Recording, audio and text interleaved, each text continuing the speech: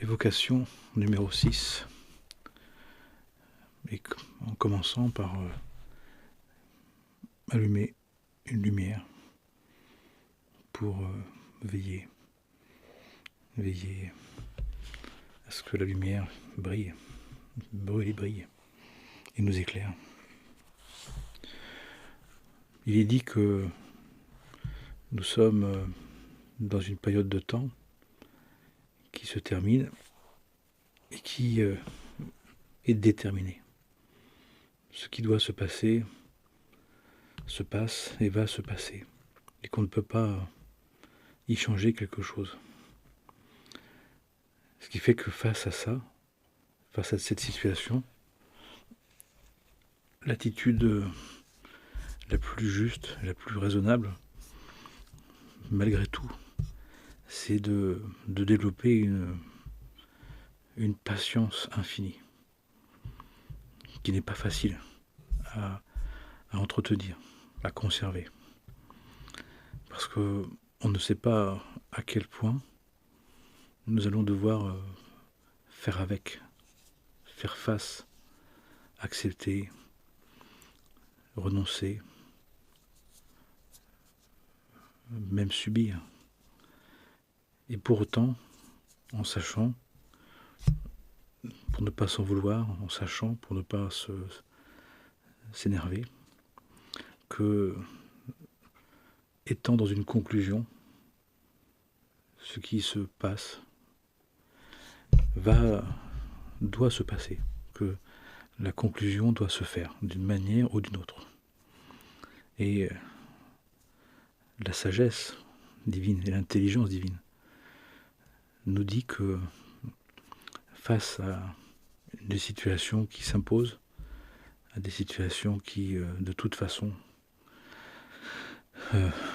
vont être ce qu'elles doivent être, vont produire ce qu'elles doivent produire, le mieux du mieux, c'est d'apprendre à développer la mère de toutes les vertus, c'est qui compense le fil de toutes les passions qui l'orgueillent, c'est-à-dire la patience, d'être capable d'être en attente, de laisser faire, d'accompagner le mouvement, d'accepter que pour le moment, pour le temps actuel, qui peut durer plusieurs mois, plusieurs années, plusieurs dizaines d'années, peut-être jusqu'à la fin de notre vie, qu'il va falloir conclure, que se conclue, que se termine, que s'achève ce qui n'est plus nécessaire, ce qui doit se terminer, ce qui doit s'annuler, ce qui doit se finaliser avant le grand renouvellement des êtres, le grand renouvellement de la vie, nous dit-on, et de la création et de l'humanité. La passion, c'est aussi d'éviter de se morfondre ou de s'emporter ou de s'énerver, mais ça va nous demander un détachement, un lâcher-prise, une humilité, une modestie, une disponibilité d'esprit à faire avec les événements comme ils sont. Et nous sommes tous convoqués dans cette situation actuellement. Nous sommes tous éprouvés d'une manière ou d'une autre par des situations qui ne changent pas, qui ne s'améliorent pas, qui stagnent, qui se figent, qui se fixent, qui bloquent. Et c'est justement fait pour qu'on soit dans cet apprentissage spirituel d'acquérir cette vertu cardinale, cette vertu principielle, cette vertu essentielle qui est la patience. Et à vrai dire, on n'en a jamais assez. Et à chaque fois, on doit accepter de la dépasser. On doit accepter de le remettre en jeu. C'est acquis pour retrouver un autre degré, de patience, d'acceptation, de remerciement, de gratitude, de faire avec. Et face aux événements qui sont redondants, qui s'imposent, qui nous obligent, qui ne nous laissent pas la possibilité que ça change, que ça se modifie, la seule chose, la seule acceptation, c'est la patience, de patienter. Il y a des moments dans la conscience, dans la vie, dans les circonstances, dans les événements, il y a un temps d'intégration, un temps de fin, qui fait qu'on a besoin d'attendre le bon moment, d'attendre le temps nouveau, d'attendre le renouvellement du temps, des êtres, de la conscience. Et on nous dit que nous serions dans cet aspect-là des choses. Nous serions dans cette situation-là. Et cette situation-là, si c'est le cas, si c'est décidé par le divin, c'est imparable. C'est obligatoire. On ne peut pas passer à côté. On ne peut pas passer outre. Ce qui est très intéressant d'un point de vue spirituel, d'un point de vue de la mise en évidence, c'est que face à des événements qui nous obligent à patienter, à accepter, à faire avec, ça vient nous placer dans... ça nous donne l'occasion d'être dans une conscience de la présence du divin beaucoup plus grande, beaucoup plus permanente, quotidienne, d'instant en instant, d'inspire en expire, de respiration en respiration, de pensée en pensée. C'est-à-dire que on nous dit que la patience divine, la patience infinie, se trouve aussi dans l'attitude, dans une attitude face aux événements où on ne cumule pas l'événement. On ne compte pas les jours, les heures, les jours, les années, où un événement nous oblige, où un événement s'impose, où un événement ne cesse de nous interpeller, de nous provoquer, de nous mettre au défi.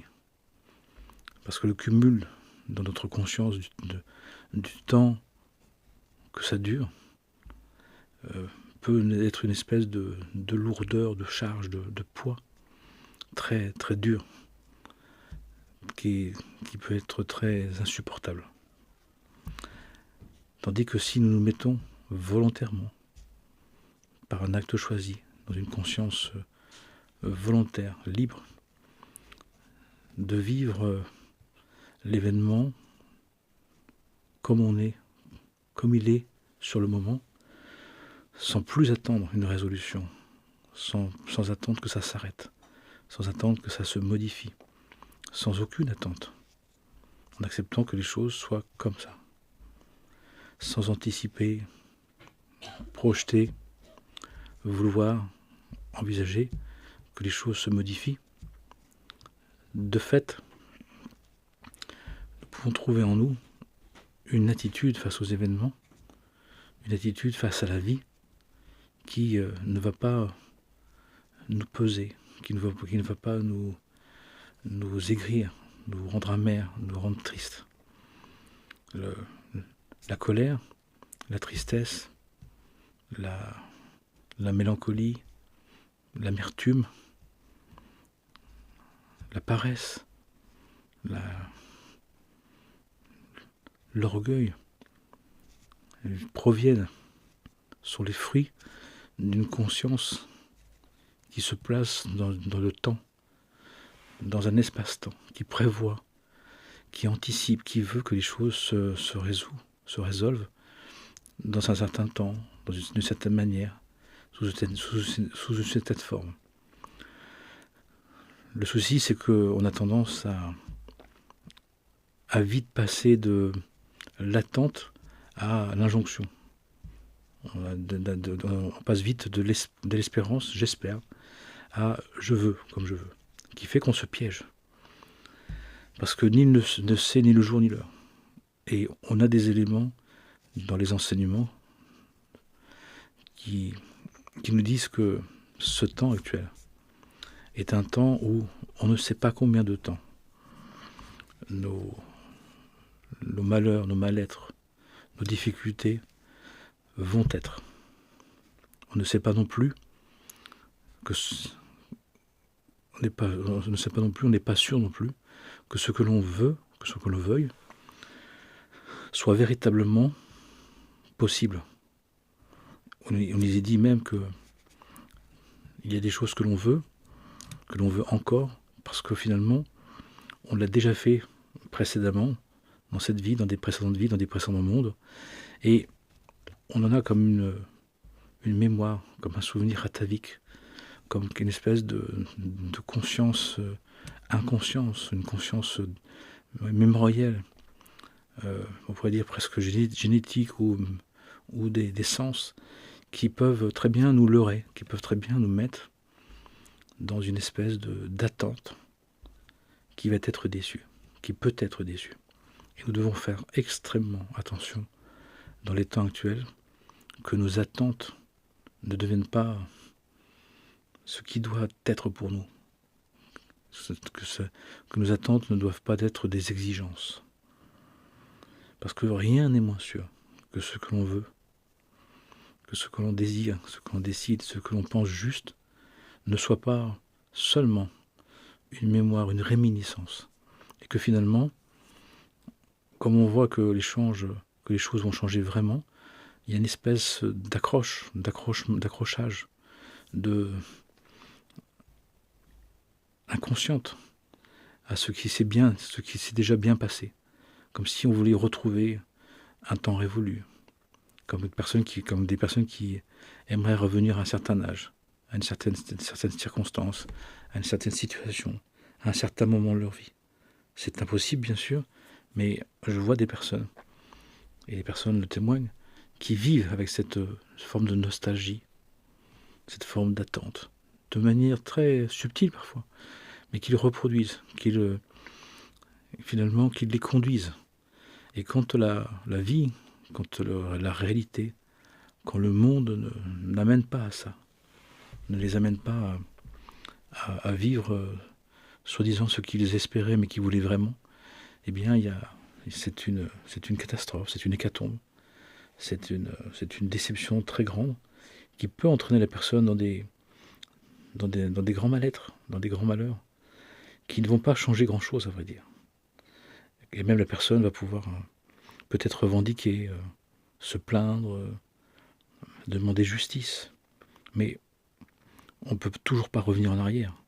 Et on ne peut plus actuellement faire comme on veut, puisque nous sommes dans un temps de conclusion. Et dans un temps de conclusion, les choses sont faites, les choses sont déterminées. La messe est dite. Ce qui fait que maintenant, nous avons à accepter, à apprécier, à désirer ce qui est, comme cela est. Et on est tous un peu pareils. On peut envisager les choses à un moment, mais je vois chez les personnes, et les enseignements le disent, c'est qu'on est prêt à faire avec les événements, parce qu'au fond, on attend que ça change, on attend quand même que ça fasse comme on veut, on attend quand même que ça s'arrête, on attend quand même que ça devienne, que ça s'améliore, que ça devienne autrement. Mais si c'est pas le cas, et comme c'est pas le cas, et quand c'est pas possible, comment le vivre? Eh bien, avec cette patience divine. Cette patience divine, c'est la certitude que ce qui se passe est juste alors que rien change. Que ce qui se passe est en train de bien se passer alors que rien ne bouge, qu'on ne comprend rien, que ça s'arrête, que ça se stoppe, qu'on ne voit pas la suite. La patience, c'est la confiance en Dieu, que lui sait. que lui tient les comptes, que lui tient est le maître du temps, et le maître de la conscience, le maître des événements. Et donc d'accepter par la patience, d'exprimer la confiance qu'on porte en Dieu, de son action, de son vouloir, de sa bonté, de sa vérité, qui, elle, conduit, est la seule qui conduit les événements vers le devenir que le divin a déterminé. Ce qui fait que chacun et chacune y viendra à cette patience qui est une acceptation que ce qui se passe est juste et bon, que ce qui se passe, qu'on le veuille ou pas, c'est ce que la volonté divine a décidé, a déterminé. Et ce qui veut donc dire que notre libre arbitre, c'est justement d'accompagner le mouvement de la vie, d'accompagner le mouvement des êtres, des situations, des circonstances, en sachant que ta volonté soit faite, que c'est la volonté divine qui engendre chaque situation, qui amène au renouvellement, qui amène à la croissance de l'être, à la croissance des événements. Mais parfois, certaines situations, certaines circonstances, certains temps d'humanité sont un temps de pause, un temps de latence, un temps d'intégration, parce qu'un temps d'intégration. Et nous serions dans un temps d'intégration dans les consciences individuelles et collectives, d'un changement de modèle, de paradigme, un changement de version, un changement de vision des choses. Et ce n'est pas le même programme modifié, c'est un tout nouveau programme, c'est une toute nouvelle approche. C'est de passer d'une science naturelle à une science quantique. C'est de passer d'un état de pensée duelle à un état de pensée paradoxale ou complexe, qui fait que c'est la même existence, c'est la même vie, mais il y a d'abord une incompréhension, d'abord il y a un dessaisissement, il y a le fait de ne plus savoir quoi penser, quoi dire, quoi faire. Et ça amène chez les personnes des comportements parfois agressifs ou excessifs ou dépressifs. Parce que finalement, on pensait que on tenait les choses parce que soi-disant, on les comprenait. On pensait qu'on était capable d'agir sur les choses parce que on voulait agir sur les choses. On pensait qu'on était capable de changer les choses parce que on avait cru avoir un avis favorable sur les choses. Mais à vrai dire, depuis le début, on ne tient rien. On ne tient vraiment rien. Mais dans un monde qui est stable, quand un monde est stable, quand un monde est tranquille, on a l'impression qu'on peut faire comme on veut, qu'il se passe ce que l'on veut. Mais c'est un leurre. C'est une belle histoire, c'est un beau racontage, c'est une belle histoire, c'est un bon conte pour enfants. Mais à vrai dire, on vit et on a à vivre avec cette incertitude de la compréhension, avec ce mystère de la conscience, avec cette vie auquel on appartient, mais qu'on ne maîtrise pas, qui fait que nous avons besoin de trouver en nous cet appui dans notre être, qui est capable de vivre alors que finalement on ne tient rien. Et c'est acceptable de ne rien tenir pour quelqu'un qui a la conscience qu'il y a quelqu'un qui tient tout, qui n'est pas notre être humain. Sinon on devient fou, on devient très inquiet. Mais de savoir que Dieu tient, est le seul, que Dieu tient tout et qu'il est le seul à le tenir, et qu'aucun être humain est capable de le faire, c'est à la fois de nous rassurer sur les deux aspects. Aucun être humain peut diriger ce monde. Et seul Dieu dirige ce monde et sait pourquoi. C'est exactement pourquoi. Et qui fait que ça nous donne cette conscience-là, eh bien, la possibilité d'être extrêmement patient. Extrêmement patient, ça veut dire que, aussi, de reprendre conscience et de vivre consciemment cette vérité spirituelle qui dit que chaque instant est unique et que chaque instant, tout se rejoue et que la continuité, pardon, que la continuité que nous pouvons vouloir, l'histoire que nous nous racontons pour faire tenir chaque instant comme un continuum, finalement c'est ça qui nous abandonne, c'est ça qui ne matche plus, qui ne fonctionne plus. Pour autant, le divin, tout en étant capable d'avoir tout créé, d'exister, de tout gérer, produit aussi un renouvellement de la conscience à chaque instant. Certains ne le percevront pas et penseront que c'est toujours la même chose. Et d'autres le vivront de temps en temps, dans des moments glorieux, dans des moments magnifiques, d'émerveillement, ou de grand abattement, ou de naissance, de mort, pour soi, pour les autres. Et d'autres arriveront à percevoir que le divin a créé un monde qui fait que chaque instant, il y a un renouvellement. On pourrait appeler ça un instant messianique ou un instant de délivrance, un instant de résurrection, un instant primordial, originel, qui fait que finalement, dans un temps ordinaire, dans certains temps, ce renouvellement paraît se faire dans des moments particuliers ou de prophétisation ou des moments miraculeux. Mais nous allons dans des temps d'apocalypsie, de dévoilement, ça veut dire. Des temps où le mouvement de la résurrection, le mouvement du renouvellement continuel va se faire d'instant en instant, d'inspire en expire, à chaque temps, qui fait que selon le degré de confiance en Dieu, selon le degré de conscience de la présence divine, nous vivrons un degré de renouvellement, un degré d'éternité du temps, d'infini de l'espace, qui sera différent. Et au fur et à mesure, nous trouverons une moyenne. Nous trouverons au fur et à mesure un continuum dans cette vécu de l'éternel, béni soit-il, et de l'infini, béni soit-elle, dans le monde du temps, dans le monde de la conscience ordinaire, dans le monde de la personnalité, dans le monde de l'incarnation.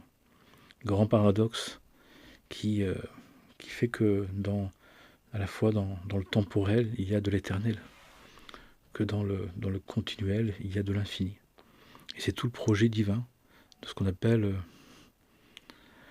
la Géoula, ce qu'on appelle la délivrance, ce qu'on appelle les temps messianiques, ce qu'on appelle les temps de résurrection, de l'avènement, de l'achèvement, du retournement, de la revenue, du deuxième temps, etc., est en train de se mettre en place.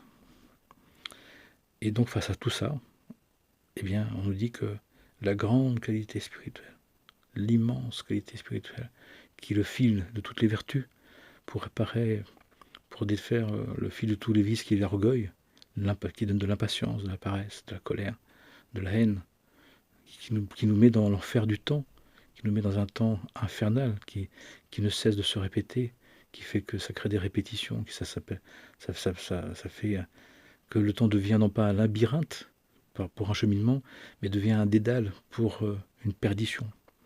Eh bien, nous avons l'occasion de participer à cet élan de renouveau du temps, en nous plaçant dans une conscience, dans une attitude de patience, de confiance sûre et certaine, de confiance assurée que la seule volonté divine est en train de tout accomplir et que d'instant en instant, le divin peut nous faire vivre des degrés de conscience, des degrés de réalisation, des degrés de vécu, d'expérience, de sa présence très différents, qui fait que, au fur et à mesure, eh bien en acceptant les différentes parts de notre âme qui vivent différents degrés de conscience de la présence, vont s'unifier, vont se réunir, vont se centrer autour de ce centre invisible, ce centre qui est un mouvement, un repos, ce centre divin qui est en nous et qui va nous donner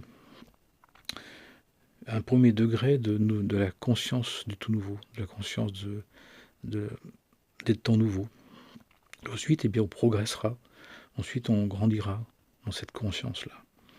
Ce qui fait que, mais pour l'instant, il y a, à travers cette patience et à travers les événements, une harmonisation de toutes les parts de notre être qui ont des vécus du temps, des vécus différents de la conscience de la présence, des vécus différents de la présence de l'éternité, de l'éternel béni soit-il, qui fait qu'on est très fluctuant actuellement. On peut passer d'un instant à un autre, d'une grande glorification du Saint-Nom à un grand abattement, d'une grande tristesse à une grande louange, parce que toutes ces parts en nous, parce qu'il y a 5 degrés de l'âme, notre âme est faite de 5 degrés, chaque degré a 5 parts, etc., etc., qui fait que tous ces degrés, toutes ces parts sont en train de vivre à leur manière, là, selon leur degré de conscience, d'existence, de réalisation, d'accomplissement, de mémoire, d'historique, en train de vivre cette nouvelle présence du divin, de cet temps messianique qui vient vers nous. La nouvelle conscience divine, la nouvelle présence du divin est en train de s'installer dans les consciences individuelles et dans les consciences collectives et dans toutes les parts de la conscience individuelle et collective, qui fait qu'on est bouleversé, bousculé. Et donc le fil rouge qui nous permettra de justement d'harmoniser, d'équilibrer toutes ces parts dans leurs différentes expériences du divin, dans leurs différents degrés de conscience du divin, eh bien c'est la patience. Pour faire en sorte que patiemment, notre conscience s'unicise, devient de plus en plus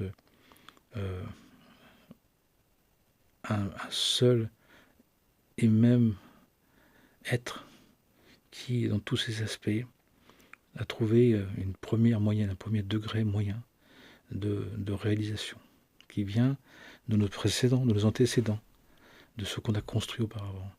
Tout ce que notre âme a fait auparavant, dans cette conclusion des temps, est en train de s'associer, de se rencontrer, de s'uniciser, de se réunir pour justement s'associer et se réunir autour d'un seul et même pôle, un centre éternel, un centre divin, le centre du je suis.